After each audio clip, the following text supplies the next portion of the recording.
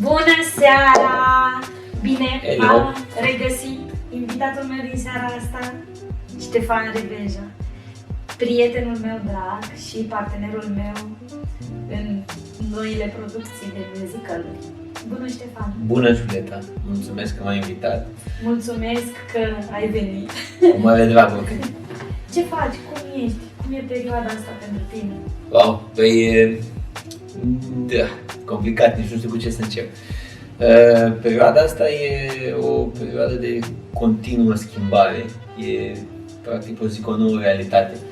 Lansez un nou proiect, dar până să povestesc de el, vreau să zic așa, ca dansator, mi-a fost destul de greu să mă adaptez și să stau fără activitate toată această perioadă. Plus, nici nu știu ce aș putea să zic. E o nouă realitate la care trebuie să ne adaptăm. Da, și trebuie să supraviețuim, Exact. trebuie să mergem înainte, Da. trebuie să găsim soluții. Așa e. Variante și tu le-ai găsit, Exact. noi împreună Le-am găsit, da. Trebuie să spun că împreună cu Ștefan am realizat producția musicalului Tinderiada, care se lansează în online. Exact, exact. Am amânat premiera de 3 ori, De 3 ori, da. nu din vina noastră.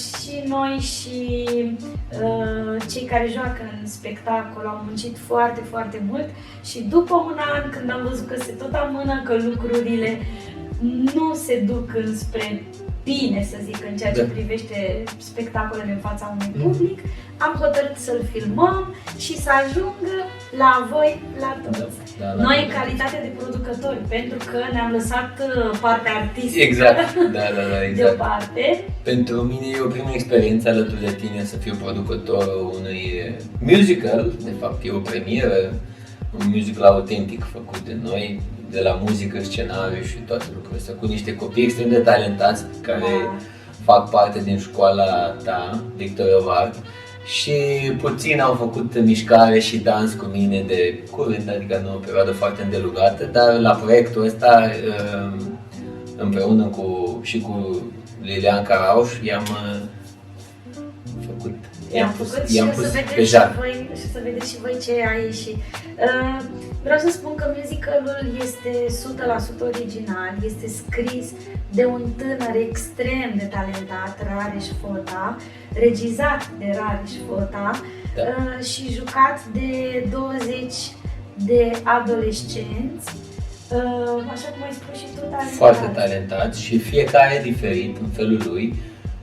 Toți absolut sunt niște personaje și vă îndemn pe toți când vom anunța premiera exactă să vă luați bilete și să vă uitați la spectacol, pentru că veți vedea cum experimentează iubirea în online noua generație. Așa este. Spune-mi, te rog frumos, cum a fost adolescența ta? Că ai spus că este despre iubire experimentată în online, Da. de adolescenți. Cum a fost adolescența? Păi, să știi că mi-e dor de sentimentele alea, parcă erau mai fluturi în stomac, cum se spunea, adică mai puternice. Era și un mic... Au murit fluturii sau ce s-a întâmplat? Cred că au venit prea multe responsabilități și prea multe griji și asumându-ne-le, uităm destul de mult să trăim și să ne gândim la interiorul nostru. Cumva investim întotdeauna în exterior. Asta e unul din lucrurile pe care vreau să le corectez cât mai curând la mine. Să investesc mai mult în mine și la ceea ce simt eu acolo. Pentru că am făcut-o de multe ori, să investesc în proiecte exterioare, adică care nu făceau parte neapărat. Făceam că trebuie. Fac că trebuie.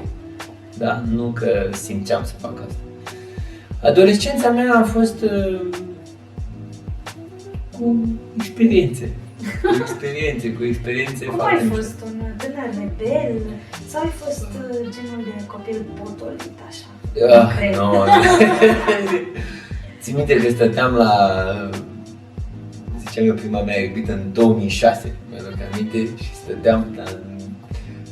mă duceam aveam pepene roșu la câmp și mă duceam la gagică, gen la prietenă, cum ar fi. Cu pepene. Și ne adunam toată, la noi se spunea, mahala, curtea, adică nu știu cum se zice în română, zice mahala sau... Mahala, da. Da, mă rog, noi punem accentul diferit. Gașcă, dar gașca din vecini, adică cel de peste 2 case, știi? Și ne strângeam și mâncam pepene roșu, pepene galben, bara, nu știu ce. Mai furam din beci câte ceva de la tata și mai beam câte ceva așa pe ascuns, eram tineri, legat de tineri rebeli. Eram așa cu șortii, da. Dar eram foarte,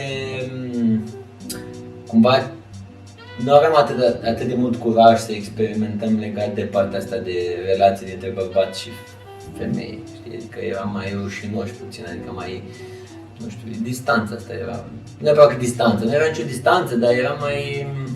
Mai timizi. Mai timizi, da, cred că mai timizi, da, adică... Erai dansator în adolescență? Da, am început să dansez de la 12 ani. Mama, wow! Da. Wow, mulți ani. Eu îmi doream foarte mult să fac karate. Da, și mama mea mi-a zis, eu te dau la dans și te ajut cu banii, doar să faci dans, nu la karate. Și eu zic, bine, hai! Și după aia m-am dus la dans și mi-a zis că nu mai putea să mă susțină cumva financiar și peste jumătate de an îmi zice, păi nu te mai duci că nu mai am. Zic, nu, m-ai dat, mă duc. Ține-mă. Te îndrăgostise de dans. Da, a fost o... Mă duceam, plecam de la școală. Da, uite, legat de tiner rebel, îmi ceream voie de la școală aveam 6 ore, mă duceam decât 2 la școală și 4 mă duceam la dans. Wow. Și ajungeam cu 2 ore înainte să încep cursul de dans. Și stăteam pe acolo, pe sala de dans, să fac dans sportiv. Pasiune, asta înseamnă pasiune. Da. Ai un sfat așa pentru tinerii din ziua de astăzi? Să știi că și în zilele noastre eu întâlnesc foarte mulți adolescenți pasionați de dans, de actorie, de muzică. Sunt. Ce mă bucur pentru ei e că ei au mult mai mare acces la informații. Da, au posibilități mult mai mari. Mult mai mari. Adică eu mă gândeam cum în 2006 am văzut prima oară calculatorul și downloadam un film sau o chestie de pe torrent 2-3 zile. Hai să nu-ți povestesc cum era pe vremea mea. Da. Au acces mai la informație și sfatul meu către ei este imposibil, este posibil. Pentru că trebuie să viseze și să tindă. O chestie o văd la ei, se lovesc de primul lucru și cumva renunță. Da. Adică... Știi de la ce cred că vine asta? Că se leagă puțin. Pentru că au multe posibilități. Și asta. Adică la mine, cel puțin cum sunt educat, mă dai afară pe ușă, intru pe geam, intru pe, cum zice, hoceac, nu vine Moș Crăciun, sau Moș Nicolae. Pe horn. Intru pe horn, mă dai pe horn, intru prin canalizare, cred că intru în casă, sau intru pe undeva. Pentru că, da, cred că m-a ajutat foamea care am trăit-o eu cumva, știi? Da, asta spun, că ei au multe posibilități, primesc multe lucruri, suntem în alte timpuri și poate de asta renunță mai ușor.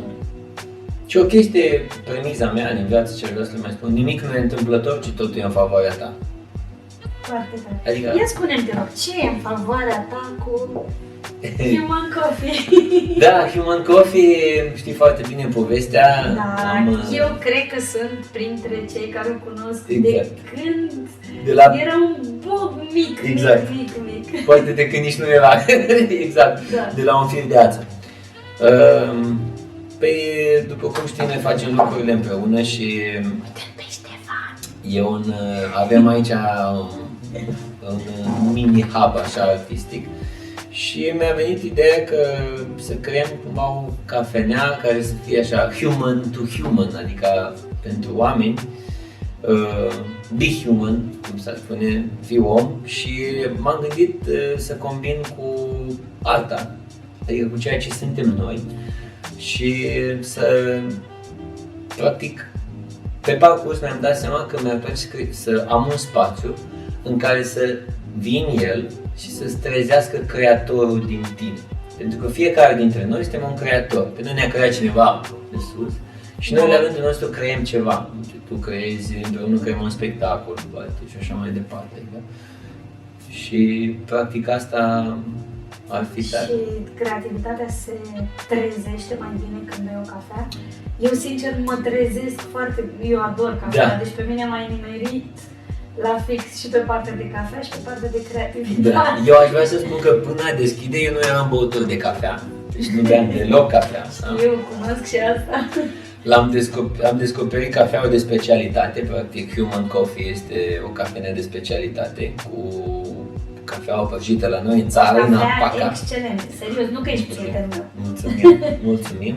Dar asta îi se datorează și lui Răzvan Păvlacu, cel care deține Drop Shot, de unde luăm cafeaua noi, pentru că are o tenacitate, e cuvântul ăsta care nu pot să-l pun. Tenacitate. Da, exact. Că ei o prăjesc cafeaua de minune, adică nu e arsă, nu e, și controlul calității e foarte ridicat. Da, și ce e cu caricatura de pe pahar? Păi, caricatura de pe pahar este a mea. Iată, Da, este am a și mea. eu. Da, are și Julie, dar Nu am cu mine, da. nu are cu ea aici. Dar la cafeneaua Human Coffee, oricând veți putea veni și veți primi în același timp cu o cafea delicioasă și și caricatura voastră pe pahar. Da? Da, mi se pare genială ideea și tuturor celor care le-am spus despre asta mi se pare la fel. Lucrez cu un tip care este surdomut și... Asta n-am știut, Da, serios? da, este serios. El mi-a făcut o caricatură acum vreo 3 ani. Ideea mea a venit cumva să îmbin partea asta de bunătate, de ce s-a întâmplat cu fratele meu anul trecut, ajutorul reciproc și de la tine și de la mulți alți prieteni Dar trebuie să ne cunoscuți și spunem așa mai celor departe. care nu știu că fratele lui Ștefan, Sasha, a trecut printr-un moment greu, a suferit A fost un accident, da. Da, arsuri de 65% de transfer corpului. 65%. În România nu i s-au mai dat șanse să trăiască. Ștefan a fost în Belgia împreună cu Sasha. Sasha s-a refăcut complet. Da. Face parte din musicalul Tinderiada. Exact. Și este un băiat extrem de talentat și de bun și de frumos. Da. Și o să l-am și pe el invitat în podcast. E cu bun simț, îl mai certă de multe ori, dar da, cred că asta de la educație se trage de acasă, știi? Fac și eu cum a făcut mama cu mine. Niciodată să nu ai pauză, adică eu nu știam ce înseamnă pauză. Adică... Trebuia să-i treabă tot Da, timpul, continuu, da. Da. Continuu. Deci, asta a fost. Da, mi se pare foarte frumoasă ideea. Practic tu ai un spațiu. Trebuie să spunem că filmăm chiar la Ștefan. Exact, chiar în spațiul ăsta. Deci podcastul meu se filmează de fiecare dată la Ștefan. Aici am repetat și pentru Tinderiada, Da. aici se fac și cursurile de dans de la Victorio Var și undeva mai încolo este și la 10 metri Human Coffee. Mulțumesc, Ștefan, Mulțumesc pentru tot, mulțumesc că ești în viața mea, mulțumesc pentru Ce lucrurile frumos, ce frumos, ce frumos, pe care le-am mulțumesc. făcut și pe care o să le mai facem. Succes cu noul tău proiect și Doamne ajută Doamne cu ajută. toate Mulțumesc. proiectele Și eu îți noastre mulțumesc. și pe viitor ale tale separat. Cum să nu, facem și proiecte Am împreună zis noi. ale noastre împreună și Împreună ale și tale la fiecăruia separat. Yes! Yes. Și eu îți mulțumesc că ne-am ajutat cumva în perioada asta. Am fost Adică împreună, am fost da. psihologul unui altuia. Da, exact. Da, Ne-am care susținut și Exact. am trecut cu bine peste toate. O să fie bine. Forța! Forța! Hai să facem ca pe pandemie. Bam! Mulțumim! Mulțumim! Bună seara!